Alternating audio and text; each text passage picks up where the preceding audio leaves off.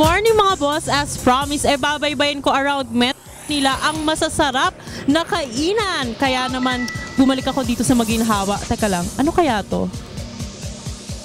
Adobo pasta, sardines pasta, meron pang champurado and toyo, at meron ding cinnamon pancake. Matikman kaya lahat to? Tara! Kanina ay nakita na nga natin ang menu ng Urban Chic. Ngayon naman ay matitikman ko na ang kanilang mga pagkain. At ngayon nga ay kasama ko kami sa mga host ng Good Morning Boss na si Jules. Nako Jules, ako in-invade ko na ang iyong restaurant o ang iyong hideout. Nako.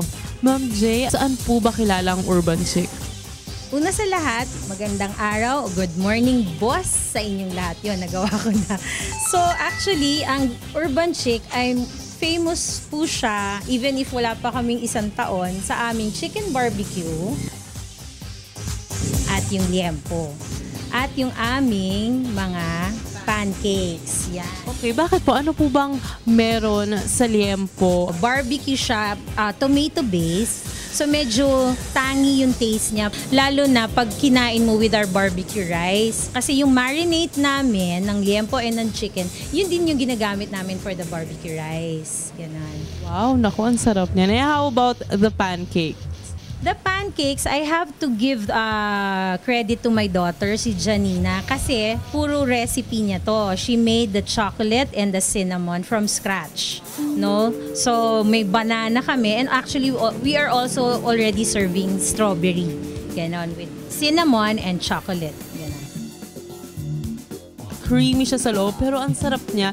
Even the sauce, sarap eh. This is only $35.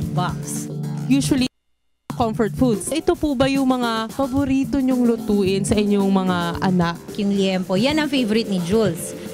Plus the tortilla, kasi when you're at home, when you're not doing anything, and your kids are always at home studying, gusto mo na i-prepare mo yung mga masasarap na food para talagang nasa bahay lang sila lagi at uuwi sila talaga parati ng maaga. Diba, Jules? Yun. So, lagi akong gumagawa ng mga feeling na food na alam kong hinahanap-hanap nila. Ito yung croquetas de patatas. It's with tuna. Tapos, we also have pastas. We have sardine, pesto, tomata, spaghetti, yung all-time favorite na spaghetti, and carbonara.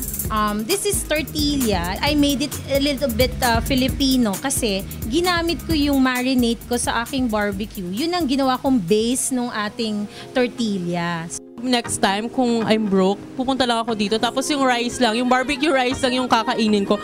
Kasi tingnan mo, you can match it with the croquettes and also with the enchiladas, diba? Meron din kayong special coffee. This is not 3-in-1. Ano po ito, tita? Barako Coffee from Batangas. Kaya naman pala energetic lagi si Jules every Good Morning Boss dahil sa kapeng barako na sinuserve ni Mommy. Talaga naman titag, napakasarap nito mga sinerve nyo sa amin. Thank you so much for the time. So please invite our viewers naman po. We're open for every. Just come and visit our place. We are at 195 Maginhawa Street, Sikatuna Village. So you won't miss us. Andito lang kami sa corner ng Macadios Street. Thank you so much, tita. O ayan mga boss, if you want to have a home-cooked meal with a very affordable price, pumunta na kayo dito sa Urban Chic.